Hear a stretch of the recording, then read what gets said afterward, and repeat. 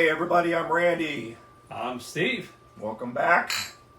Good to be back. I can't even remember the last time we were here in the studio, but nobody's gonna know because it's that's a video. right. That's right. So I watched the last video an hour ago, as their good followers do. And welcome to Bible Over a Beer. We're going to be doing the second part of First Kings. Hopefully, you guys are caught up with our videos. If not, keep watching. You can't fall behind because they're there on YouTube. They're on YouTube channel. So get caught up and read along with us, please. This is what we're doing here. we want some commentary and feedback. Yes, please smash the like button. Exactly. All right. First thing I'm going to say though, before we start with this, Jeroboam and Rehoboam. All right, I keep getting these guys confused because the names are so similar. So Jeroboam. So in First Kings, Part 1, Solomon died and was buried. He ruled for 40 years. His son is Rehoboam. Rehoboam. Rehoboam. So he inherited. He became the king. He became the king.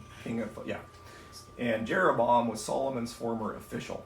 But you're going to hear these guys' name back and forth constantly. In setting it up, because I know you out there have watched our video, and you're going, hey, Jeroboam tried to do deceit to Solomon, and he fled. And then when he passed, and that's where he take off. That's where we take off. Good point. So, chapter 12, in my voice, still recovering, but bear with us. Israel rebels against Rehoboam, who is now king after his dad Solomon died. So he gathered all of Israel, and Jeroboam, actually, who was in exile, came, and he was present during this. Let's see here. Okay, so Rehoboam. He wanted to seek peace. He wanted basically, Right. Yeah. So Israel was basically asking, under Solomon, they'd been under harsh conditions. You mean Jeroboam? Thank you. And he asked Rehoboam to lighten the harsh servitude of the people. Lighten the reins. Yeah, Randy's reading a different version. Lighten the yoke. Yeah. So he consulted exactly his consultants, right? What do you guys think I should do? And the old men basically said, yes, you want to bring the people closer to you. Go ahead. The elders. He seek counsel of elders. Yep. And this is Rehoboam. Yeah, exactly. And what we're saying basically is how hard he's working them and this and that and the other thing. Well, he just basically said that, Jeroboam came back and said, hey, we lighten the yoke on us. We'll come back and be your servants. Rehoboam's like, I'm going to seek the counselors, the elders. The elders said, he said, well, yeah, if you want, because he wants to unite Israel. Right. Because there's still problems with Israel and Judah. And so he seeks his elders, which he should do, and then...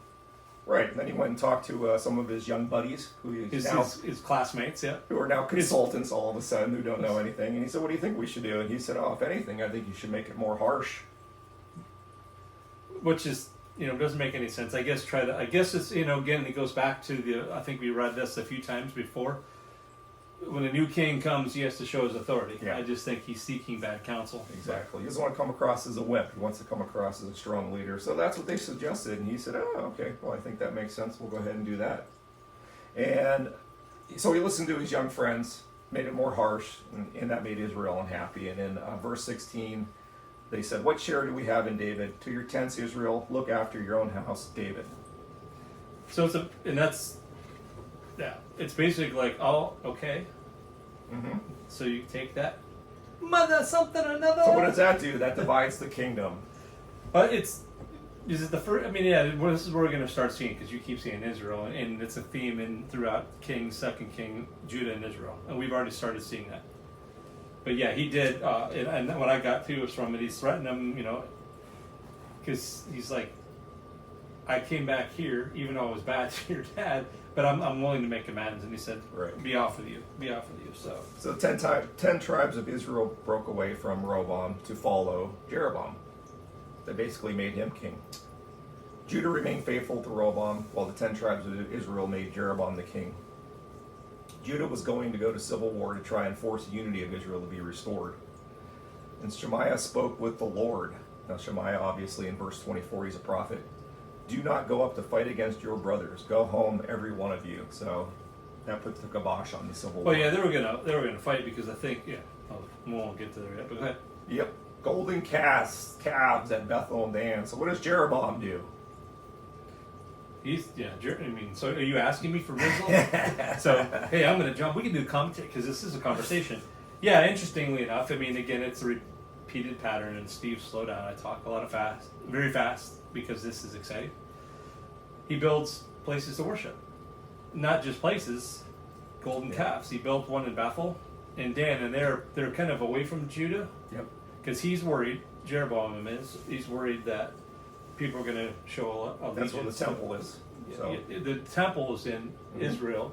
Sorry, the city of David, which is Jerusalem, and I'll let you go. Yeah, exactly. In verse 24, he says, "It's too much for you to go up to Jerusalem. Here are your gods, Israel, who brought you up out of Egypt." And he really did it just for that reason.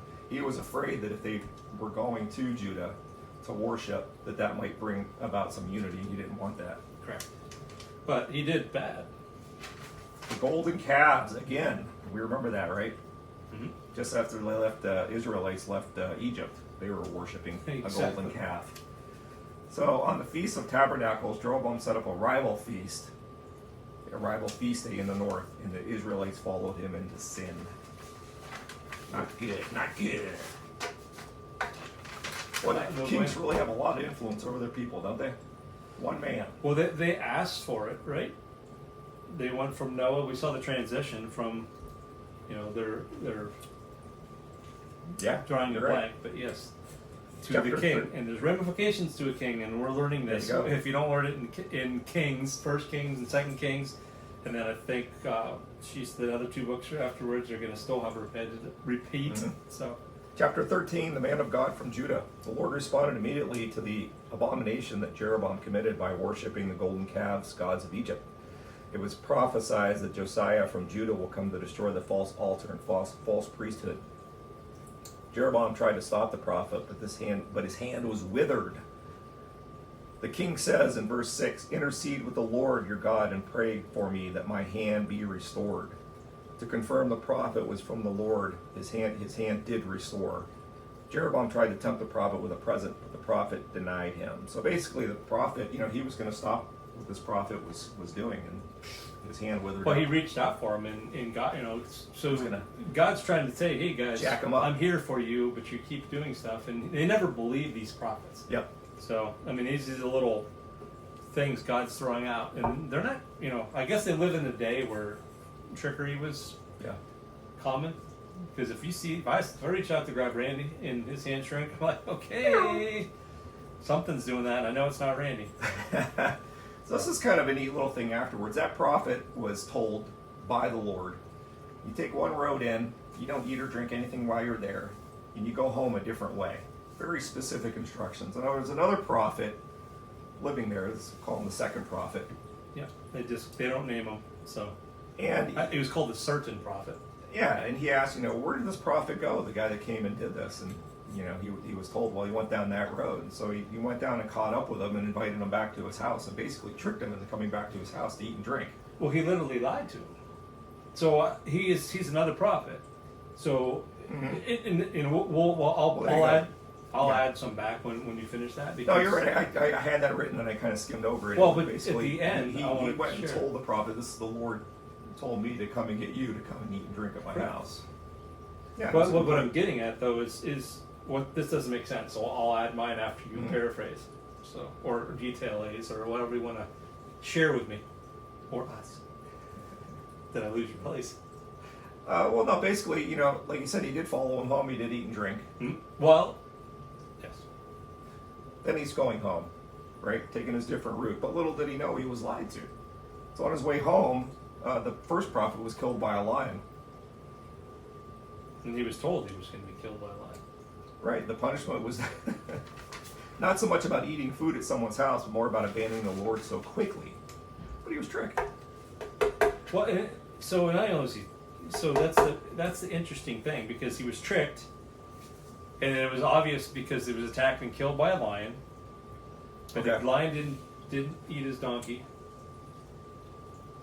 Right, the lion left the donkey alone, ate him. Yeah, and then they both stood there and looked at the dead corpse. Well, the thing is the people shared with the prophet, hey, this is what happened. He's like, oh, it must be the guy that I told. he goes and gets him and buries him in his tomb and wants to be buried with him. So it's confusing to me why he would trick him, because he knew he was going to die. He knew he was, and then he ends up respecting him and putting him in his tomb. So I guess the point would be, this guy's a prophet. The Lord spoke to you, gave you commands. He would have spoke to you directly if he wanted to change those commands, I guess. Yeah, it's just like I said. It was confusing to me as why he lied to him. They're both men of God. They're both prophets, and right. So chapter 14. How do you say this guy's name? Ahijah. Thank you. Prophecy against Jeroboam, Ahijah. There were still Levite prophets from Solomon's time living in the corrupt north. When Jeroboam's sons grew sick, he secretly sent his wife to Ahijah the prophet at Shiloh. Fun. Now, as far as his son growing sick, this was something that was prophesied, correct? Yes. Yep. He was said his son was going to get sick. And for his sins.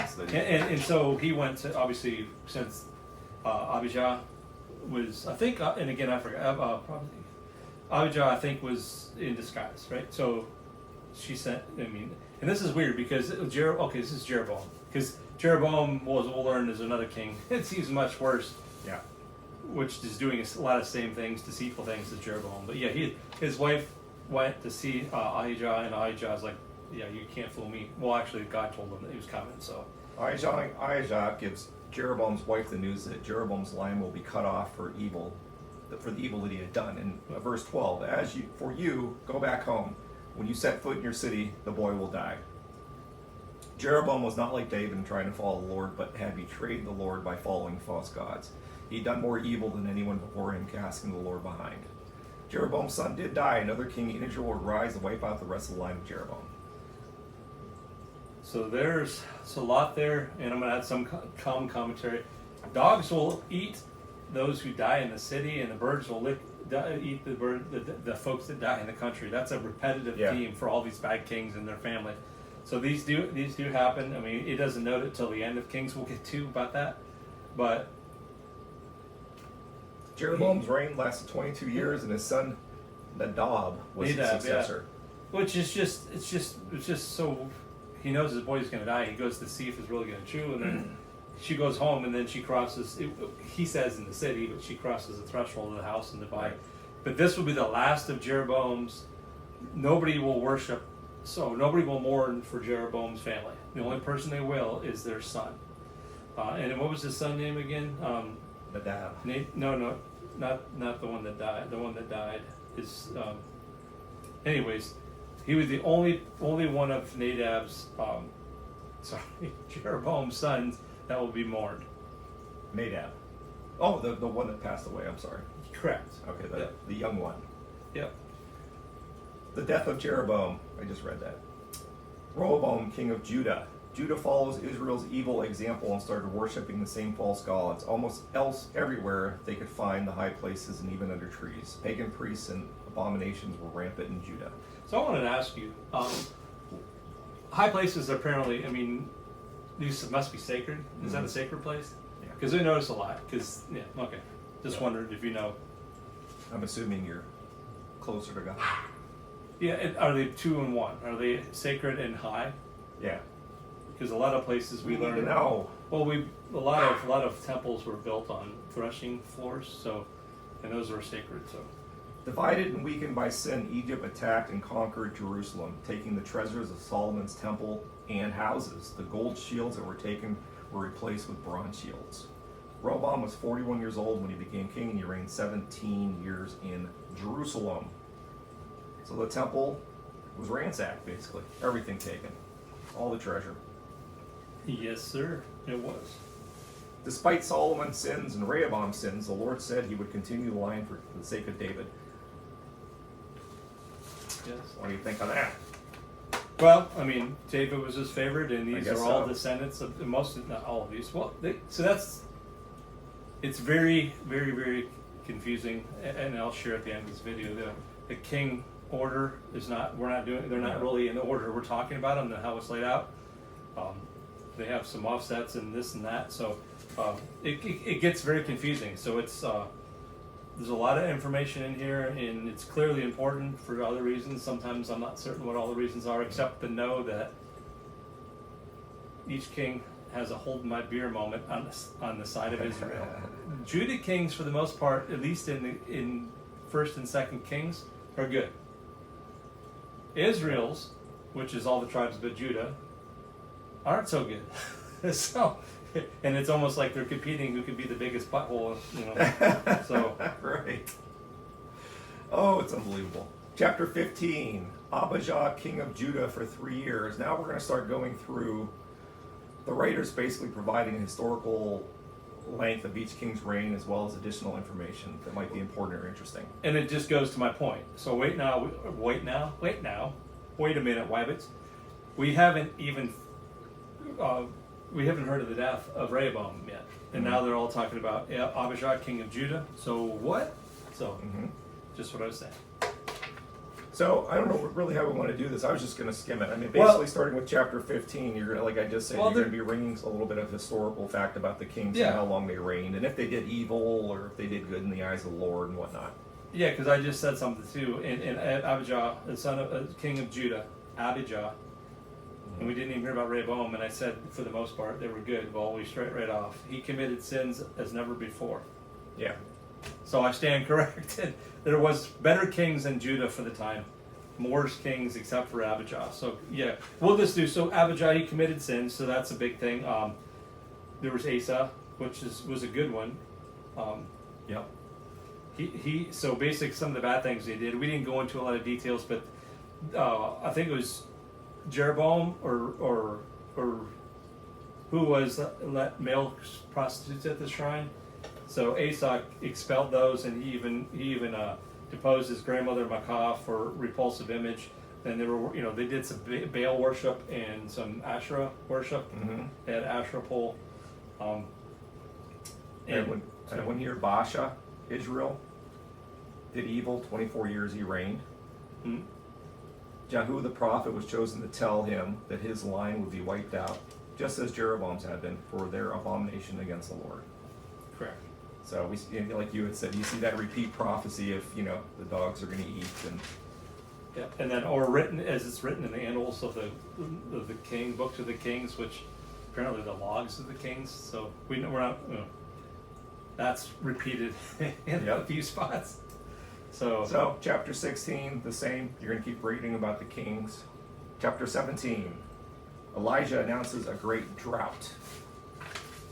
In the middle of the abominations by Queen Jezebel and King Ahab of Israel in the north, the Lord sent the prophet Elijah. He prophesied a famine. In verse 17, he said to Ahab, "As the Lord, the God of Israel lives, whom I serve, there will be neither dew nor rain in the next few years except at my word." So interesting, and I'm just making sure I catch up because I had some notes that seem to be important at first. Yeah, go ahead. But you're in 17 already. Yeah. Wow. I skipped through 15, 16. It was just so I have a few things I wanted to bring up just about 17. So you're right. There's a lot of stuff. Like 16, Zimri, one of the officials, killed. So he killed somebody. Asa's reign only lasted 2 years, and I wanted to say too, Omri, he reigned 7 days. So it's like these kings don't last long. I'm sorry, it was Zimri. Zimri, king of Israel. There was a lot of assassinations. Yeah, he only lasted. I want to bring it up because even though he killed the king, he wasn't a king. Usually it's his son's lineage, but he did. And Zimri, he killed Baasha and his whole family. Yep. And the rest of the people were like, yeah, we're not going to tolerate that. So 7 days later, they kicked his butt out. They killed him and his whole family. So. Yep. And then, so going into 17, make sure I'm on to 17, yep. And I want to catch up to you because I have some 16. It's hold my beer. So Elijah is fed by ravens. For a while, he lived a day at a time, so he basically fled after he gave this news. So did we introduce Elijah yet? Mm-hmm. Yeah, basically he prophesied the famine. Well, Elijah was he was a prophet. He's pretty famous. There's songs in the days of Elijah. Yep. He did good. I can't remember the words, so I won't sing it. And he was a bit of a scaredy cat, to put it mildly. He was in constant fear of his life. Which is interesting because he's talking directly with God, Mhm. and God's provided for him. So you're talking Yep. about fed with ravens. So Yep. He fled, and I don't know. He was taken care of. I mean, birds brought him food, and he drank from a brook. I mean, God provided for him. yeah. So I mean, I guess we're getting. I'm hoping we'll learn because Elijah is a lot of, like there's hymns and I don't know about hymns, but I think there's hymns and there's songs in the days of Elijah that are songs about him. So he was a pretty notorious prophet. But you're right. In what we're reading about him now, he seems fearful constantly. Yeah. Even though and we'll go back on because there's pretty good stuff. Yeah, he was not. King Ahab was not a fan of. Yeah, and that's one thing I wanted Elijah. to bring to is we get to the kings. Now we start in the lane of one of the most famous everybody's heard of, Ahab and then Jezebel. So Elijah ended up in Sidon, which is the heart of Baal worship. Elijah and the widow of Zephrath. The word of the Lord took him to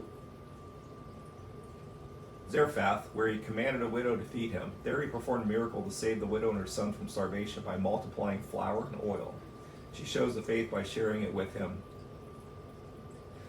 yeah, and like they said, he's on the run. He doesn't have anything to eat. He tells her to do this stuff. She does, and then her boy actually dies. Yep.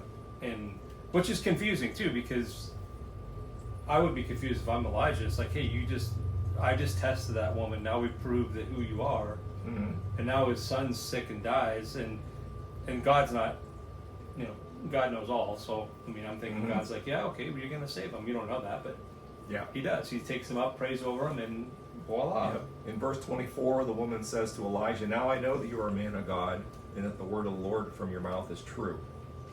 I think she would have known that before, but I that's would have all right. thought too. Again, these folks just She had just enough food for herself. She didn't want to share. And he said, "Well, if you give me the last what you have in there will keep multiplying."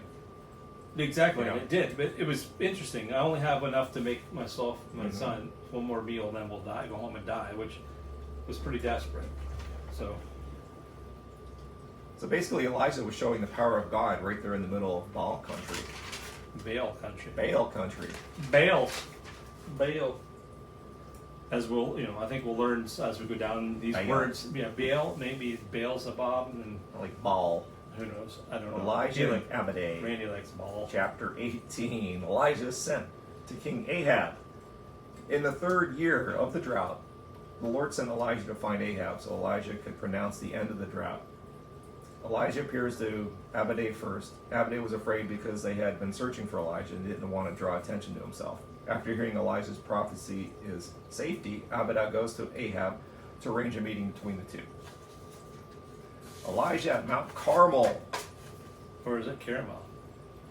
Good point. Ahab was already aware of Elijah's faith and deeds as his adversary.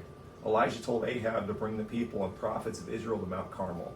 There Elijah challenged them, saying, "If the Lord is God, then follow him. If Baal, then follow him." Ahab brought 450 prophets against Elijah. So this is a competition. So I'm gonna set some facts up or some commentary up beforehand. So I told you Ahab married Jezebel. Jezebel's bad. She's been secretly killing all of God's prophets from everywhere you can find, except for the ones that agree with them. And because she's not from this country, back again, Israel, which is Ahab, is the king of Israel, married Jezebel, not from Israel. She's from the people that they were not supposed to mix one. So it's very important. And this Obadiah, a prophet, he's been hiding the prophets. He saved 100 prophets, stored them off in caves. Now, unfortunately, by the time we get to where we're at in the story, they get found and killed. But this is where Elijah's like, I've had enough. You're worshiping the wrong God, so we're going to put a challenge. And the challenge is you take, because there's 450 of Baal prophets for Baal, Right. and I'm Elijah. And these 450 prophets are supposedly hearing the voice of Baal. So they're not really prophets. They just tell the king what he wants to hear. Well, they're false prophets. False prophets, there you go. exactly. And so I like this challenge. Mm-hmm. Continue on. Or do you want to talk? So Elijah mocked false prophets, that they called up Baal from morning to noon and nothing happened. So basically, I'm trying to think. All right, I'm going to set it up again. So the challenge is this: we're going to take cows, right? We're each going to take 2 bulls. 2 bulls. We're going to take 2 bulls and we're going to cut them up in 12 pieces. We're not going to do that. We're going to cut them up wherever we want. So he says, I'm talking fast again because it's exciting. I will slow down. He gives them the chance to go first. You do this thing, and if Baal sets us on fire, then we will worship Baal. If he doesn't, then my God wins, you win. So they, like you said, they cut the cow up. They go through the things, and nothing happens. And Elijah's like, come on now. Maybe he's sleeping. Wake him up. Call louder. Louder. God may be asleep. There was no answer from Baal. Then Elijah built an altar to the Lord from 12 stones and called up the Lord. The Lord sent down fire to consume the offering. Seeing this, the people fell prostrate to worship the Lord God. The false prophets were killed. And this is where it's just interesting. So he's on a high. Elijah's on a high. And then what happens next? The Lord sends rain. Well, but that was weird. Now, so as soon as it happened, Elijah told Ahab, go eat and drink, and there would be sound from heavy rain, and he did. And then they were going to wait for this sign. But he's sitting at the top of the mountain, like in a prostrate, he's kind of weary position. Why is he worried? He just defeated or proved that God was on his side. Israel is on his side because they see that they kill all 450 of the prophets. But yet he's hiding, he's bent down to the ground and put his face between his knees. Mm-hmm. He just had the greatest. So somebody please tell us. What I don't understand this. Very humble man. Yeah, well then it goes into, then when they see this little cloud of coming up, he tells them, and he tells Ahab, all right, head back, it's going to rain. And then, and Ahab's in his chariot. He gets in his donkey and chariot or whatever. And then Elijah, with the power of God, came upon him. He ran ahead of Ahab all the way to Jezreel. Mm-hmm. So I don't know what that means either. He's like Superman or the Bionic Man. So there's something there. I read it. So please let us know. Let me know. I'm interested. Definitely. So the famine ended. But then he flees. So that was my point. After all that detail, he flees to Horeb. He's still afraid. Yeah. He's still scared to death of King Ahab. Upon hearing the news from King Ahab, Queen Jezebel was furious and swore an oath to kill Elijah. Elijah flees in fear to the far south of Judah, where her men could not reach him. Elijah wanted to die. In verse 4, he said, the Lord, take my life. I'm no better than my ancestors. But the Lord sent a message to tell him to eat and drink. After doing so, he laid back down, but the angel came a second time and urged him to eat and drink again for the journey ahead. Elijah traveled 40 days to Mount Horeb, where he found a cave for shelter. 40 days and? 40 nights. 40 nights. Sound familiar? Yeah. Does that sound familiar? Yeah. Why? He is, Moses. You sure it wasn't Noah? Could have been. You sure it wasn't Noah? It could have been Noah. Okay. Was the ark on the water for 40 days or 40 nights? No, I think it rained for, yeah, okay. So now yours. All right, where was I? The Lord appears to... So Elijah, he really puts a lot of value on his earthly life. I mean, he seems afraid to die. And that's the confusion. I don't understand it. Yeah, me neither. What the heck? Me neither. The Lord appears to Elijah. There he complains to the Lord about his situation. In verse 10, I have been very zealous for the Lord God Almighty. I am the only one left, and now they are trying to kill me too. The Lord told him to stand by the mountain where he would pass. And then are you going to go into the little bit of detail here about that? Because I have questions. There was a strong wind crushing rocks, an earthquake, and a fire, but the Lord was not in those. It was the what? I don't know. Gentle whisper. After these, there was a light, silent sound. Elijah hid his face in his cloak and went to the entrance of the cave where the Lord asked him why he was there. He complained to the Lord again that they were out to kill him.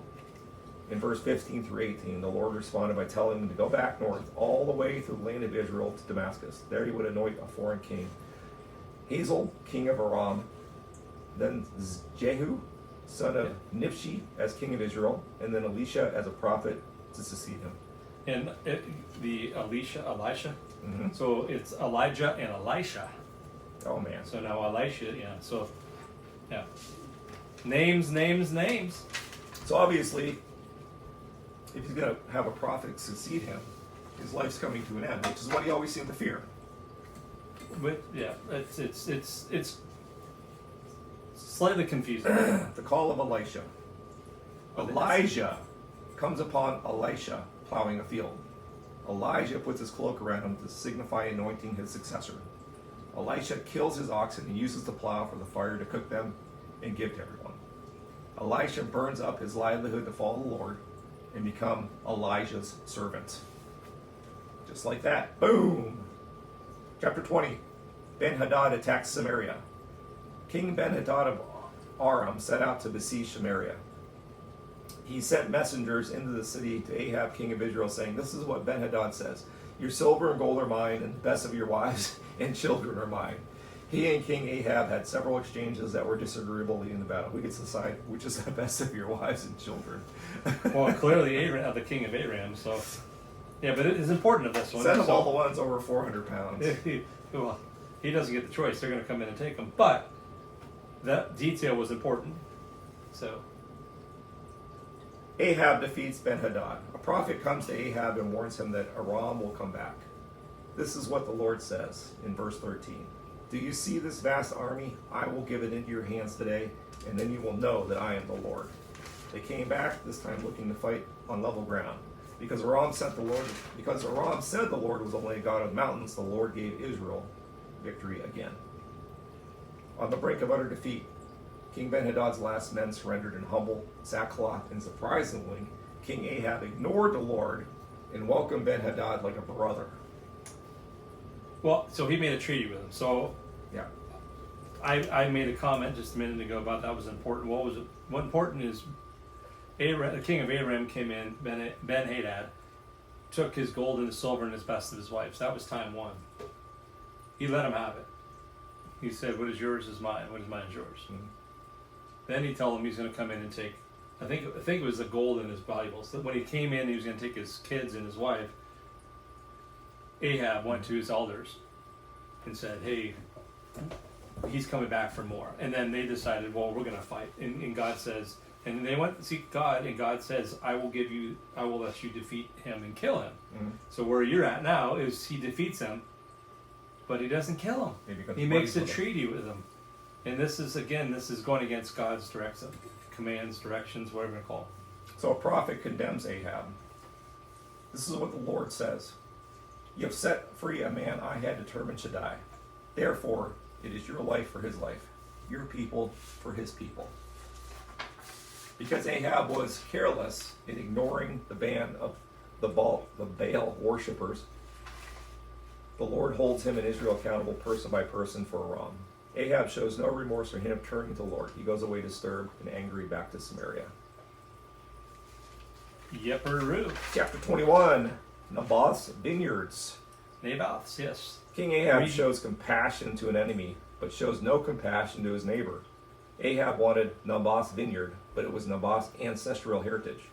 When Queen Jezebel found out, she sent 2 false witnesses to accuse Naboth of crimes punishable by stoning.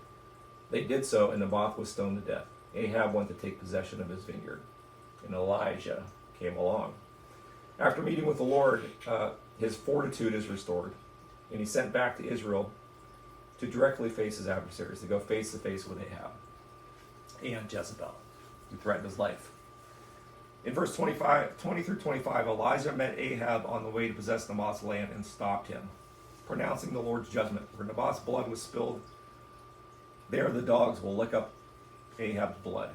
Ahab's line will be cut off from Israel. Jezebel will be eaten by dogs in Jezreel. There's that dogs again, licking up the dogs. Upon hearing this, Ahab finally reacts by tearing his garments, putting on sackcloth. Sackcloth just happened to be nearby. And fasting in a sign of humility to the Lord's prophet. Because he shows humility to the Lord, the punishment was delayed. Will come in the days of his son. So that's I don't even know how to articulate this. So I guess so he humbles himself, sackcloth and then ropes in the heads or whatever. But it's a double-edged sword because yes, God spares him, which he said he was going to kill him. Yeah. But then he's going to punish his kids. Yeah. It's like sins of the father. Come on now. Yeah. So, but he's, the point is they're not listening. And this is Ahab. He's still doing bad constantly. Sounds familiar. Recurring theme in this book. Well, in all the books. all the books so far, yes. Chapter 22. Micaiah prophesizes against Micaiah, Ahab. yes. And my voice is getting worse and worse. I apologize. That's good. You're good. Now I can read this one. King Jehoshaphat. Jehoshaphat. It says here, King of Judah, good. He was king for 25 years. He was good. 3 years later, King Jehoshaphat of Judah came to King Ahab, who asked him to fight together as one nation against King Aram. Jehoshaphat's answer was to seek the word of the Lord at once. Ahab called 400 of his prophets, who gave him the answer he wanted. Jehoshaphat asked for one more. Ahab does not like the prophet Micaiah, but calls him upon Jehoshaphat's wish. Micaiah gives his prophecy, a message from Ahab trying to convince him to say good things. He ignored the messenger. Don't say what God tells you. Just well, no, he basically told him when they summoned Micaiah, it tells him the truth, and it's never in Ahab's favor. Go figure, because Ahab is doing bad. But this one time, he plays the reverse role. He tells him what he wants to hear. He says, "Don't you lie to me, boy. Yep. Tell me the truth. Tell me the truth. You can't handle the truth." He tells King Ahab to attack. At first, this seems like he's siding with other prophets, but then he goes on to prophesize in verse 17. I saw all Israel scattered on the hills like sheep without a shepherd. And the Lord said, these people have no master. Let each one go home in peace. But Ahab relies upon false prophets. The Lord is daring him to follow them, even telling him the clear consequences in advance. Ahab throws Micaiah in prison and follows his own will. So dummy. So he tells him the truth. He says, don't do it. And then after he demanded, he tells him the truth. Yeah. He still says, I'm going to do it. And he knew the consequences. And he knew the consequences, but he also, I don't think I have the paraphrase, but there's a little thing, put him in Micaiah in jail until I return home safely. It ain't happening. Ahab killed. It may seem like a surprise that Jehoshaphat is proceeding to battle with Ahab, but he's trusting in the Lord, through Micaiah to proceed. Micaiah did not say Judah would be scattered. At Ramoth Gilead, they went to battle. Verse 31, the king of Aram had ordered his 32 chariot commanders, do not fight with anyone small or great except the king of Israel. Ahab tried to trick Jehoshaphat by disguising himself so the Amorites would attack Jehoshaphat. Both his plot was quickly figured out. The chariot commander saw that he was not the king of Israel and stopped pursuing him. Instead, Ahab was mortally wounded by a random arrow between his armor. He died that evening with blood in his chariot. When his chariot was washed out in Samaria, the dogs licked up his blood, fulfilling the earlier prophecy. Dogs licked his blood. Mm-hmm. Exactly. His son succeeded him as king, and I can't say his name. Jehoshaphat, or which one? Oh yeah, Ahaziah. I can't say it either. So he became the new king of Israel, the 10 tribes. Yeah, but he was at the end, and then it kind of goes on. And again, these are out of order because now we're going to hear about Jehoshaphat. Yep. Jehoshaphat, agreed, son of Asa, became king of Judah. This happened. He was a good king, like his father Asa, doing what was right in the sight of the Lord. While he did not remove the high places, and that seems to be a thing that they say over and over again. They did, but they didn't remove the high places. And some people still worship false gods there. He removed the pagan priests. Since there was no king in Edom in the south to oppose Jehoshaphat, he sent ships to look for gold in Ophir, as was done in Solomon's time, but the ships wrecked at Ezion Geber. It was symbolic of how far the kingdom had fallen from its height. Yeah, and they were wrecked. I'm reading from that. Ahaziah, king of Israel, is the one that wrecked them. His people did. Yep. So they're not no bueno. And then basically, he only reigned 2 years. Ahaziah, the king of Israel, and he did bad like his father. Yep. Luke. Jehoshaphat died, and his son Jehoram reigned in Judah. So, what we talked about, these are you can't really read it, but on the left is the kings of Judah during the story, and the kings on the right are the kings of Israel. There's a lot of overlap over hearing about it, which is interesting. But I found this off the interwebs, and I know you can't see it, but look at the green. Green means good. On your left side, it will be Judah, the house of Judah. On the right side, it's Israel. So as you can see, there is no good on Israel's side. Matter of fact, Crazy. we're going to probably first learn in 2 Kings after we get to only a couple. Well, actually, we're up here. So here's where the kings stop and they go bad. So yeah, it's gonna be exciting. With these kings, we've got good and we've got evil. And evil always seems to have a little bit more of an edge with these kings. They just can't help themselves. Well, because it goes back to the stories of Moses. You're going to be led to the land of milk and honey, but you're not the intermix of Mary within the people. And these kings on the Israel side do. So I don't know. It was a lot of information. It's hard to follow. I mean, you guys don't know because it's. You can tell I had a hard time following. Yeah, we had a lot of time to prepare for this. We did, and I had a lot of notes, but I only highlighted a few things. And I want to congratulate. And it jumps around. Yeah, it jumps around. But I wanted to say just for you accomplished what I could not on this was trying to paraphrase with adding the good details. I tried. I find myself. And you may too. It's good. I like to write lots of details, then come back with a paraphrase. Yep. And sometimes it's hard because what's not important. Yeah. But the theme again, I'm going to Steve. If you don't follow God's word, Lord, His commands, it's it. So. And I think what's great too is you're reading it, we're reading it, and I gain more from talking to Steve. It helps me understand more. There's things I forget, and he reminds me. And I think and I'll even watch things on YouTube that other people are doing. Yeah. Recording, their take on this, and I get things from them. So as far as understanding it, I use this sometimes. I don't know if it's right or wrong, but it gives me some perspective. So it's interesting. Yep. So we just hope that this, as far as your reading of the Bible, we just hope that we're contributing and adding a little bit of understanding and whatnot. And we'd love to hear from you so that we can gain some knowledge from you. But we appreciate your time. Hope you enjoyed it. Bible over a beer. Signing off. Y'all come back now, you hear?